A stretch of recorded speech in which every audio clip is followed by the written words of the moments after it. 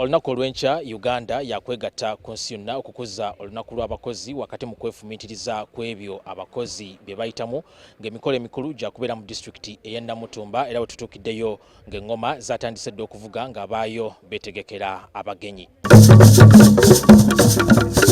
Omukulembeze w'eggwanga Yoweri Kaguta Museveni yasuubirwa okubeera omugenyi omukulu era ku kitebe kya disitulikiti ewagenda okubeera emikolo bwe tutuukiddewo nga enteekateeka ssaako n'okuyooyoota ekifo nga bigenda bukwakku.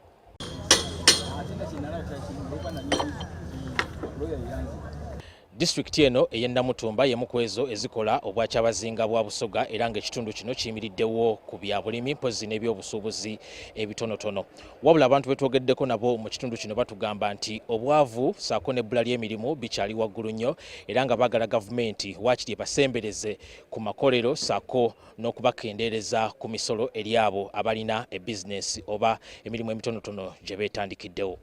Emisolo zifuuse emisolo layisensi abatawuni kanso n'olwokutaano lwennyini bajja ne batwala ebintu byange nakati tebanaba kubimpa mirala kuba kino ekibuga nga wokiraba kinene bwe kiti naye munnange yadde indasitule emu temuli ate ezo indasitule zisobola okukolamu abavubuka abamu abatalina byakola kuba kati emulimo nga guno oyinza osangako abavubuka nga bataano nga ffenna tutemanyama. Omukolo gw'omwaka guno gutuukidde mu kiseera ng'obwavu lukyali luyimba wano mu Uganda wabula omukulembeze w'eggwanga Yoweri Kaguta Museveni bwe yali ayogerako ku mukolo gwe gumu omwaka oguwedde yategeeza nti gavumenti essuubi eririna mu nkola eya parish development model okulwanyisa obwavu mu bantu ng'eyita mu ssente zegenda okuteeka ku miruka okuwa buli ssaako ez'enjawulo.